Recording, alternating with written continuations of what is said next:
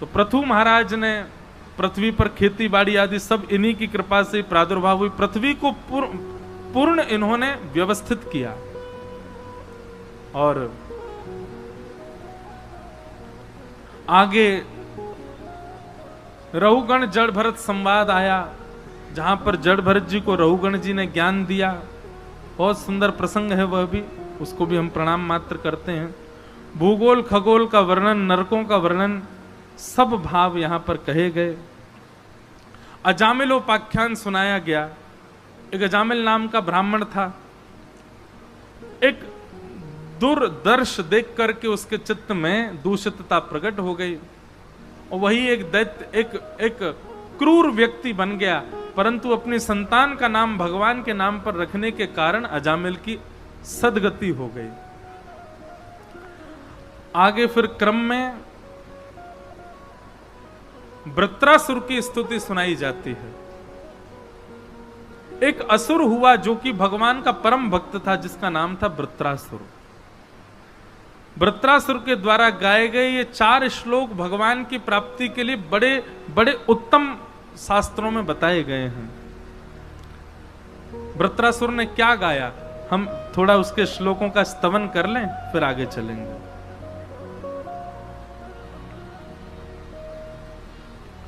कि अहम हरे तब पादई कमूल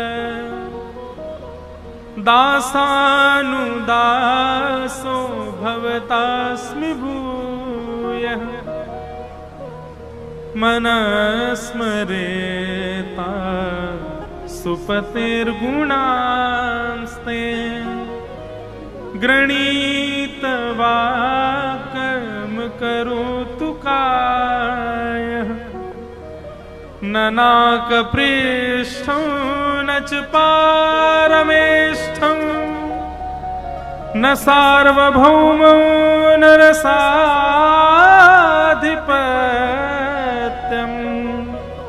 न योग सिद्धिरपुनर्भवं वा समंजसत्वा विरहैकांक्षे अजात पत्र इव मातरं खगा स्तन्यं यथा वत्सतराक्षुधार्था प्रियं प्रियैव व्युषितं विषण्णाः मनोरविन्दाक्षुद्रदीक्षते त्वाम्। वृत्रासुर ने स्तुति गाई। अब कथा तो बहुत बड़ी है वृत्रासुर की, पर इतना सुन लो कि वृत्रासुर एक असुर था और इसको मारने के लिए देवता सामने खड़े थे। उसी समय वृत्रासुर कहता है कि मैं अपनी मृत्यु से पहले, वृत्रासुर बोला मैं जानता हूं मैं मरूंगा आज, पर मैं मरने से पहले अपनी अंतिम इच्छा पूरी करना चाहता हूं। तो इंद्र ने कहा क्या करोगे? वृत्रासुर बोला भगवान की स्तुति गानी है। और तब उसने ये 3-4 श्लोक गाए भगवान के लिए।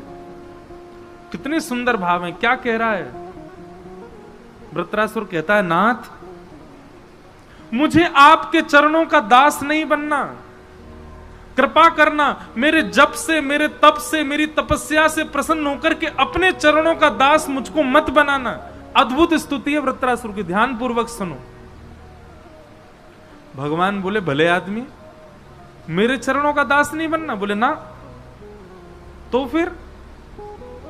तो वृत्रासुर कहता है दासानुदासो भवतास्मि भूयः। आपके चरणों के जो दास हैं, उनके चरणों के जो दास हैं, उनके चरणों का मुझे दास बना दो नाथ। मैं सीधे आपके चरणों की प्राप्ति नहीं करना चाहता, मैं आपके दासों के चरणों का दास बनूं, ऐसी कृपा करो। भगवान बोले वृत्रासुर सीधे हमको नहीं चाहिए तुझे, ये दासों के दासों का दास तुझे क्यों बनना है? वृत्रासुर कहता है नाथ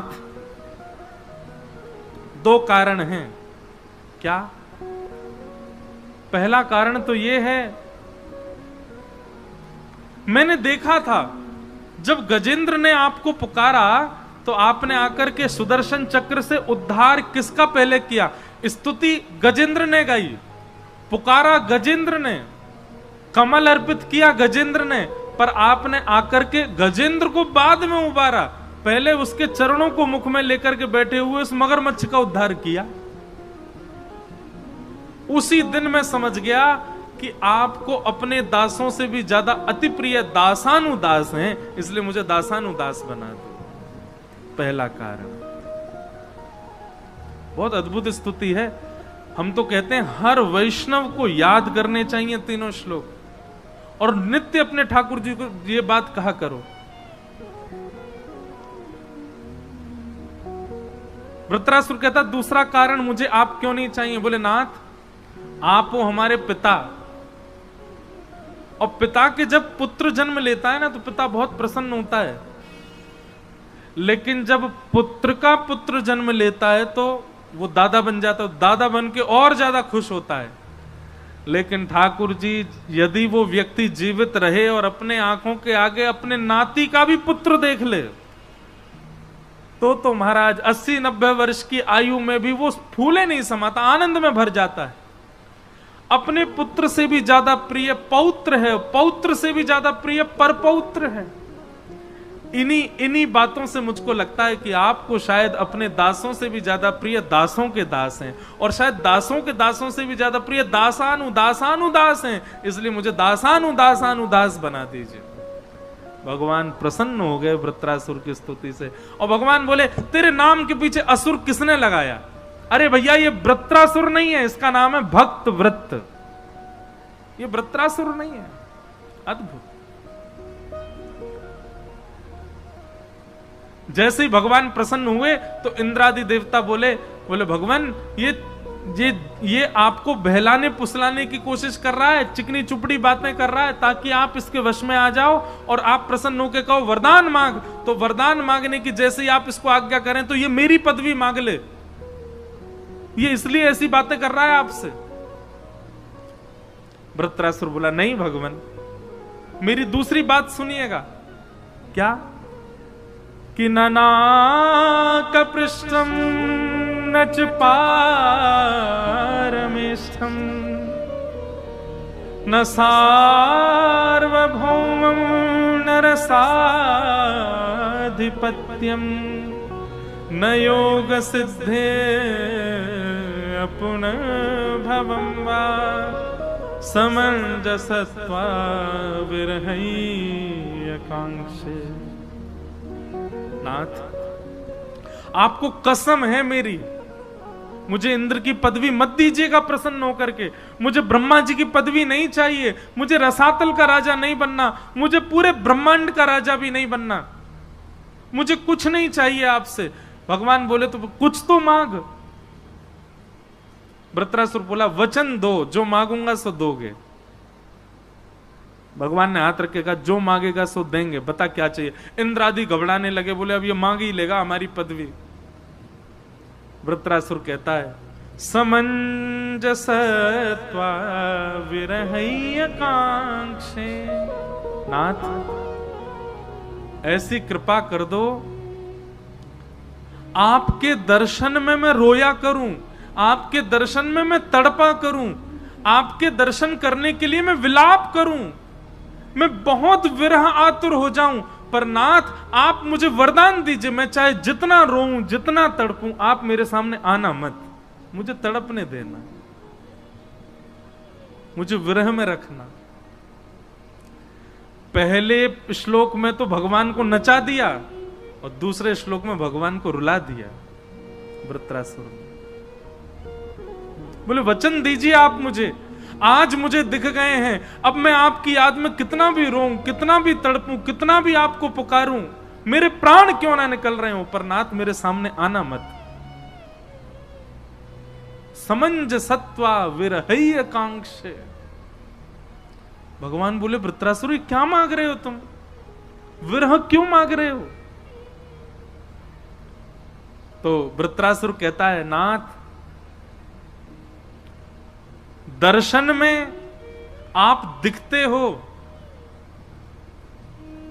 केवल नेत्रों को दिखाई देते हो, केवल त्वचा को स्पर्श में अनुभव होते हो, पर जब आप दिखते नहीं हो और विरह यातना जब चित्त में होती है, नेत्रों से अश्रुपात होता है, व्याकुलता मन में होती है, क्षमा करना भगवान, मिलन से ज्यादा सुखदायी व्याकुलता लगती है मुझको। व्यक्ति जब प्यासा होता है तो जल के मूल्य को जानता है, लेकिन जब प्यास नहीं होती ना तो जल को ऐसे ही फैला देता है, उसका मूल्य नहीं समझता। नाथ, मैं सदा आपके भक्ति भाव के मूल्य को जानना चाहता हूं, इसलिए मुझे कभी मिलना मत आप। मुझे अखंड विरह दे करके जाइए, और याद रखिएगा मुझ पर कृपा कीजिएगा नहीं दर्शन देने का। आपने वचन दिया है मुझको कि आप मुझे विरह प्रदान करेंगे। महाराज, दूसरा श्लोक सुनकर के तो इंद्र ने अपने अस्त्र शस्त्र नीचे रख दिए, और तीसरा श्लोक बोलता है वृत्रासुर, क्या कि अजात पक्ष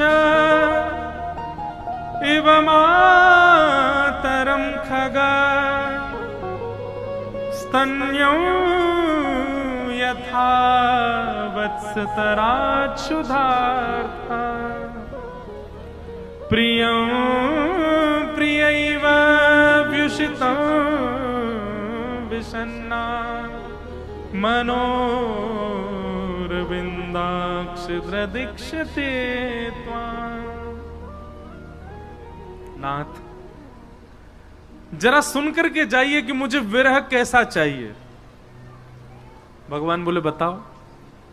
बोले जिस प्रकार वन में चरने गई गैया और उसका बछड़ा गौशाला में उसकी राह तकता रहता है, मेरी मैया कब आएगी, कब आएगी, कब आएगी, मेरी मैया कब आएगी, जिस प्रकार वो बछड़ा अपनी मां की प्रतीक्षा करता है, ऐसे मैं आपकी प्रतीक्षा करना चाहता हूं।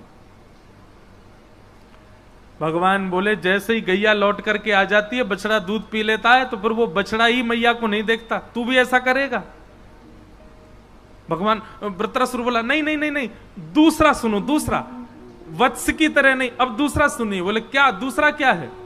बोले मुझे कैसा विरह चाहिए? बोले अजात पक्ष इव मातरम खगा स्तन्यम यथा वत्स तराच्छुधार्था।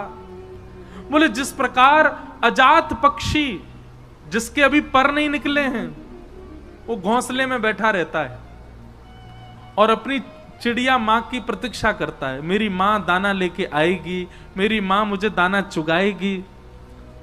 वो स्वयं दाना नहीं चुगता, अपने मां के आश्रय में रहता है। और जिस प्रकार वो पक्षी अपनी मां की व्याकुलता में रहता, वैसे मैं रहना चाहता हूं।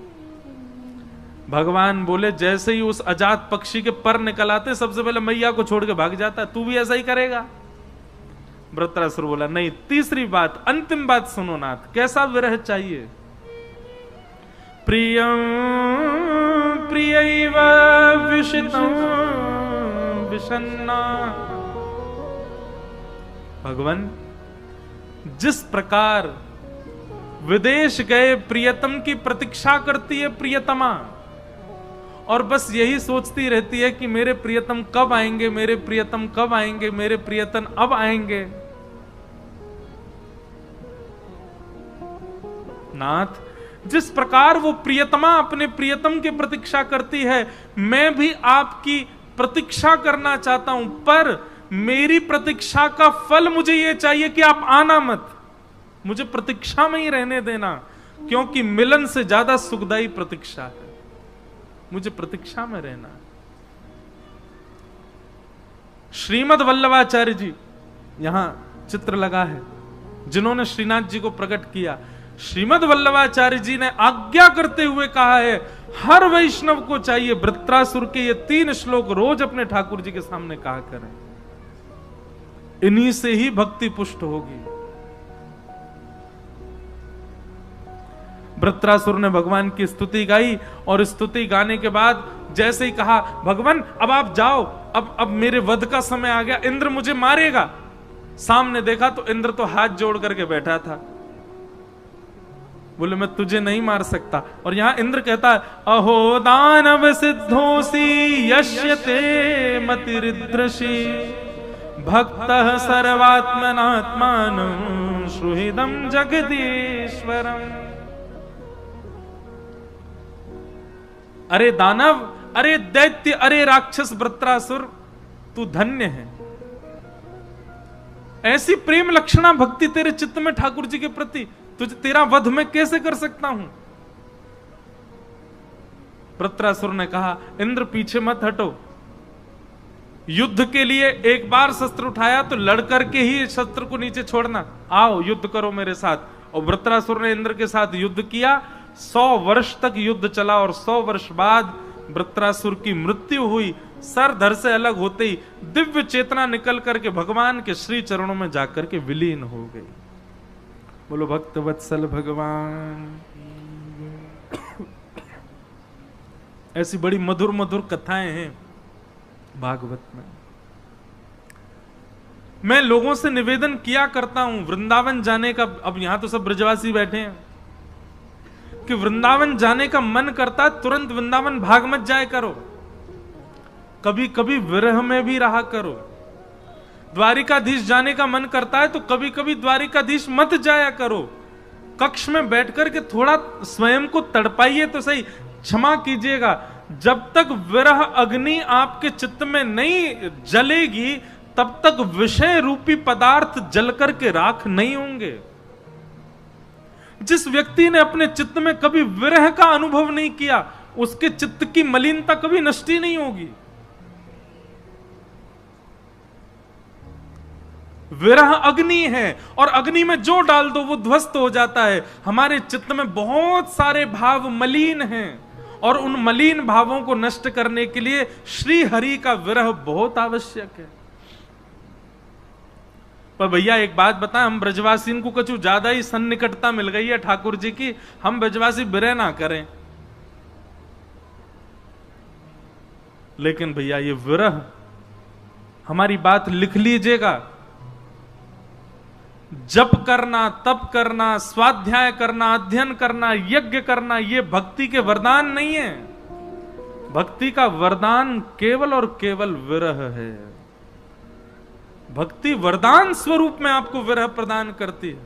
मीराबाई, अरे भाई जिसने भी पाया ना विरह में जाकर के पाया, चाहे मीराबाई हो, तुलसीदास हो, सूरदास हो, कुंभनदास हो, करमेती बाई हो, किसी ने भी बिना विरह के ठाकुर जी को पाया ही नहीं। जिसके नेत्र कभी सजल नहीं हुए हों ठाकुर जी की याद में, संसार की याद में, संसार में तो अभी नेक में ही रो जाओगे आप। संसार के लिए तो आंसू हमारे यहां धरासू बैठे रहते हैं, नेक में ही निकरिया में। कभी ठाकुर जी के लिए नीर बहा करके देखिए, पता कैसा लगता? ब्रह्म सौख्यम त्वनंतम, ऐसा लगता ब्रह्म सुख, इससे बड़ा सुख तो कुछ है ही नहीं। प्रयास किया कीजिए कभी कभी विरह में रहने का। और विरह का सबसे उचित स्थान बताएं, कथा। कथा नेत्र बंद करके सुनते रहो, ठाकुर जी का चिंतन करते रहो, विरह आतुर होते रहो। हां, उसके बाद एक चीज जरूर सुन लीजिए, संसार के लोग आपको एक बहुत सुंदर उपाधि दे देंगे, क्या? पागल, रोता ही रहता है। पर इस उपाधि से घबराना मत। सम्मानम कलयाति घोर गरलम नीच पुमानम क्षुधा, श्री राधा मुरली रवो ब्रज सखे वृंदावनम मात्यज। अरे भक्ति में जब तक आपने सम्मान पाया तो समझो ठाकुर जी नहीं मिले। जिस दिन भक्ति करते करते आपका अपमान हो गया, समझो बस अब ठाकुर जी मिल भी बार रहने का देर में। किसका नहीं हुआ? गोस्वामी तुलसीदास जी का भी अपमान किया था लोगों ने। जब गोस्वामी जी ने मानस की रचना की, उस काल में किसी ने मानस को स्वीकार नहीं किया। बोले ये कैसी भाषा, राम जी को रामू कह रहे हैं, सीता जी को सीते कह रहे हैं, ये कैसी भाषा का प्रयोग कर रहे हैं। इसलिए किसी ने स्वीकार नहीं किया। लेकिन गोस्वामी तुलसीदास जी महाराज बोले मैं किसी को स्वीकार कराने के लिए थोड़ी लिखी है। लेकिन गोस्वामी जी को मन में लगा कि कहीं मैंने त्रुटि तो नहीं कर दी लिखने में, तो केवल अपनी त्रुटि को जानने के लिए गोस्वामी तुलसीदास जी काशी विश्वनाथ भगवान के पास गए और जाकर के विश्वनाथ भगवान के बगल में अपनी रामचरितमानस को रख दिया बाकी सब ग्रंथों को भी रखा और कहा भगवान सुबह मंगला में दर्शन करने आऊं तो प्रमाणित कर दीजिएगा कि मैंने जो लिखा है वो उचित है कि नहीं। मुझे लोक रंजन नहीं चाहिए, मुझे केवल ये चाहिए कि मेरे मन में जो भाव आ रहे थे, मेरे मानस में जो भाव आए वो उचित थे कि नहीं। जैसे ब्रह्म मुहूर्त में दर्शन करने के लिए गोस्वामी जी गए तो जितने ग्रंथ रखे थे वो सब तो नीचे, गोस्वामी जी की मानस जी सबसे ऊपर रखी थी। और जब गोस्वामी जी ने मानस जी को हाथ में उठाया और प्रथम पृष्ठ को जैसे ही देखा, देवादिदेव महादेव शंकर भगवान ने हस्ताक्षर किए। और क्या हस्ताक्षर है महादेव के? सत्यम शिवम सुंदरम। ये कोई कीर्तन नहीं है, ये कोई भजन नहीं है, सत्यम शिवम सुंदर, ये महादेव के हस्ताक्षर है मानस जी पर। और मानो 3 संकेत किए गोस्वामी जी को, आपने जो लिखा है सत्यम, इसमें कुछ भी असत्य नहीं है। और दूसरा सुंदरम, बहुत सुंदर है। और तीसरा शिवम, यानी कि कल्याणकारी है, जो पढ़ेगा उसका कल्याण होगा। तो भैया विरह सबने देखा है अपने जीवन में, तभी ठाकुर जी मिले हैं। वही विरह के आचार्य हैं श्री वृत्रासुर जी, उनको हम प्रणाम करते हैं। आगे भागवत जी में प्रहलाद जी का चरित्र सुनाया गया। हिरण्यकश्यप के यहां पर भगवान प्रहलाद परम भक्त भगवान के प्रकट हुए। सबको कथा लगभग पता सी है। पिता के बार बार मना करने पर भी प्रहलाद जी ने भगवान नाम को नहीं छोड़ा। इधर देखो, इधर देखो, इधर देखो, यहां देखो, ध्यान से सुनो। कई लोग हमसे शिकायत करते हैं, शिकायत नहीं करते, बहाने लगाते, महाराज जी हम तो दिल्ली में पढ़ते हैं, कैसे भजन करें भगवान का। हम तो मुंबई में पढ़ते हैं, कैसे भजन करें। अभी मैं ऑस्ट्रेलिया गया तो वहां लोग, हम तो ऑस्ट्रेलिया में रहते हैं, कैसे भजन करें।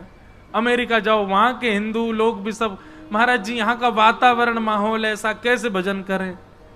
प्रहलाद जी का चरित्र देखो। आप केवल वातावरण की वजह से भजन नहीं कर रहे हो। प्रहलाद जी के तो स्वयं के पिताजी उनको भजन नहीं करने देते।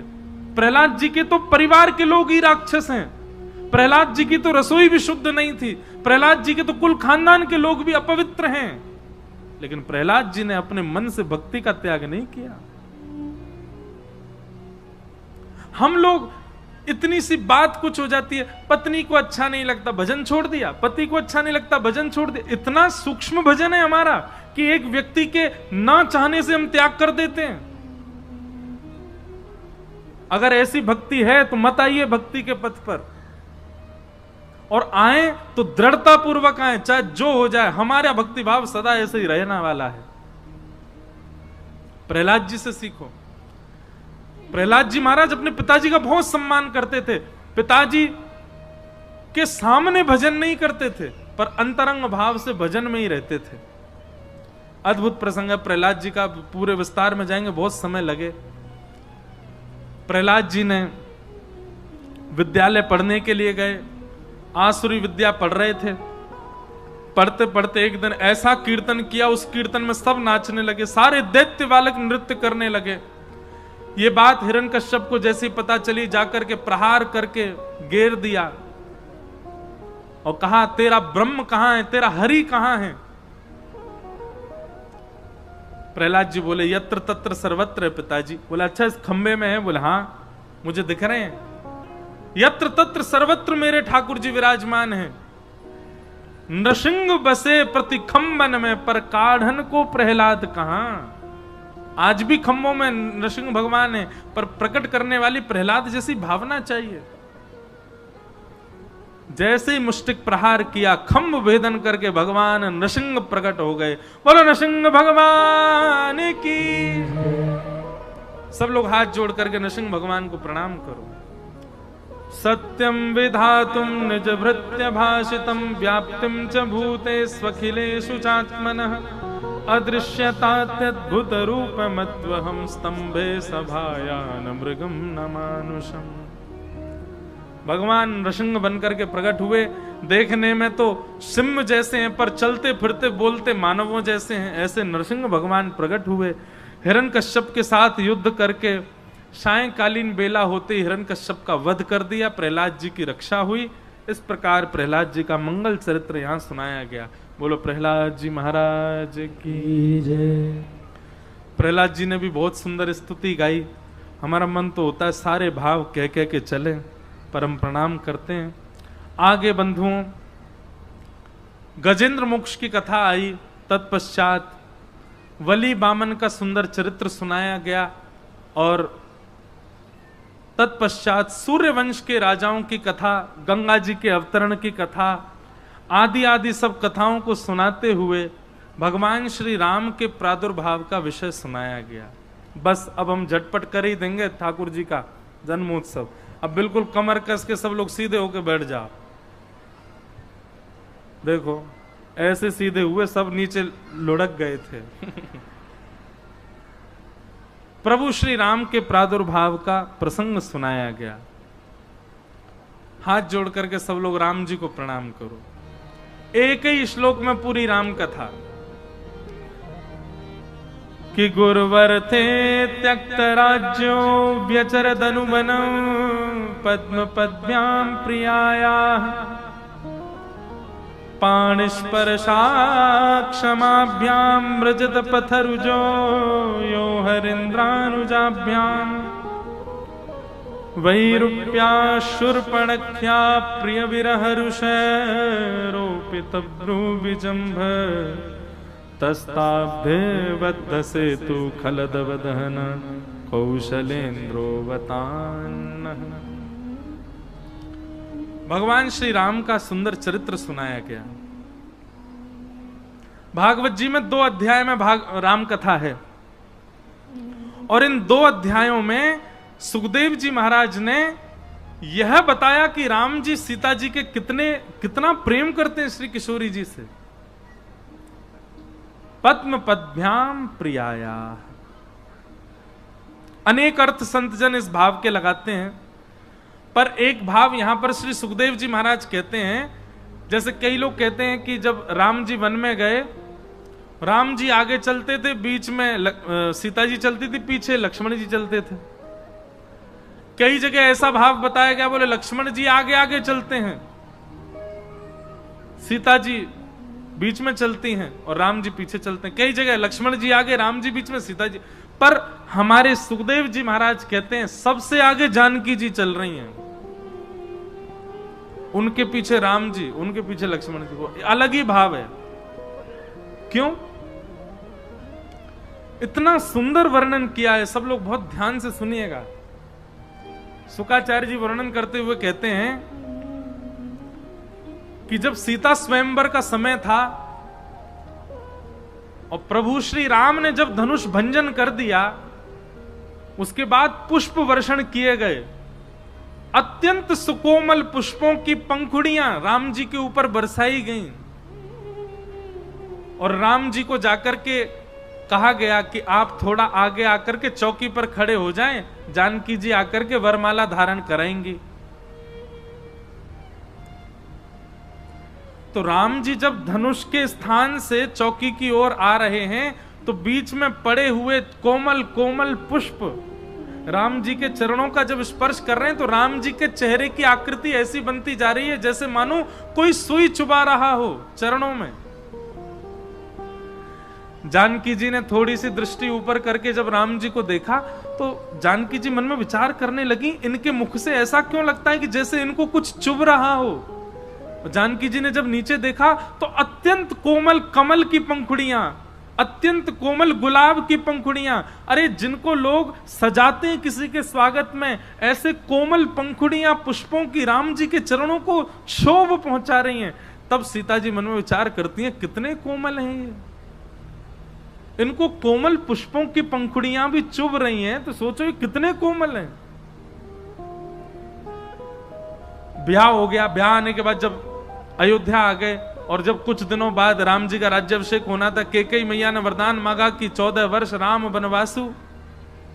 और जब 14 वर्ष के वनवास का प्रसंग राम जी ने जाकर के सीता जी को बताया कि सीता जी अब आप यहीं रहना, माता पिता की सेवा करना, मुझे 14 वर्ष की वनवास की आज्ञा हुई है, मैं वन में जाकर के और 14 वर्ष यूं ही निकल जाएंगे, मैं आ जाऊंगा।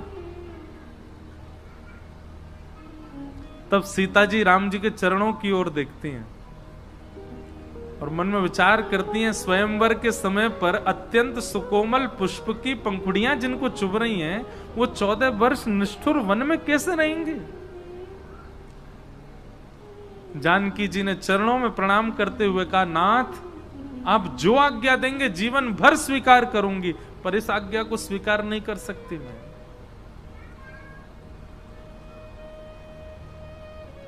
वन में आप अकेले नहीं जा सकते। राम जी के मन में एक क्षण के लिए भाव आया कि सीता जी आप दुराग्रह क्यों कर रही हैं, आप तो मेरी आज्ञा मान जाती हैं, फिर आज क्यों नहीं मान रही हैं। सीता जी बोली, बस हमें आप जो आज्ञा देंगे सब स्वीकार है, पर यह आज्ञा स्वीकार नहीं, हम तो वन में जाएंगे। शुकाचार्य जी वर्णन करते हैं सीता जी वन में क्यों गई हैं, बहुत ध्यानपूर्वक सुनिए। सीता जी के मन में यह भाव आता है, किशोरी जी के मन में यह भाव आता है, राम जी के चरण इतने कोमल हैं, ये निष्ठुर वन में कैसे रहेंगे। तो आगे आगे सीता जी चलती हैं। क्यों? क्योंकि सीता जी भूमि से प्रकट हुई हैं, भूमि जा हैं, ये भूमि उनकी मां है, और भूमि पर जितने भी कीट कंकड़ आदि निष्ठुर वस्तु प्रकट हैं, ये सब सीता जी के भाई बंधु आदि हैं। जब जब सीता जी, किशोरी जी, जानकी जी अपने चरण आगे बढ़ाती हैं, तो पृथ्वी सबको संकेत कर देती है, सावधान हमारी जानकी जी आ रही हैं। तो पूरी पृथ्वी जहां कहीं भी निष्ठुर होती है वहां कोमल होती चली जाती है, और जानकी जी के चरण उस पर पड़ते चले जाते हैं। तो जानकी जी आगे आगे चल करके कोमल करती जा रही हैं पृथ्वी को, और उसी कोमल मार्ग पर श्री राम जी चलते हुए आ रहे हैं। पद्म पद्भ्याम प्रियाया।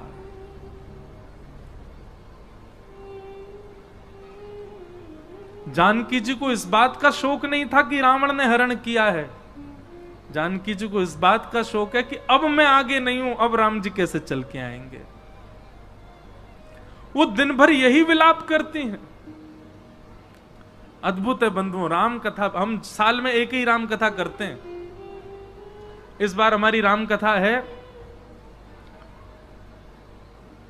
23 दिसंबर से 31 दिसंबर तक रामेश्वरम में, और प्रसंग केवल एक ही प्रसंग पे 9 दिन चर्चा होगी, भरत चरित्र, श्री भरत जी का चरित्र। एक परिवार है बनारस के, उन्होंने संकल्प लिया है वो हर साल अलग अलग ज्योतिर्लिंग में कथा कराएंगे, राम कथा केवल उन्हीं के यहां करते हैं, बाकी जो भागवती करनी। अद्भुत है राम जी का चरित्र। ऐसे प्रभु श्री राम को हम प्रणाम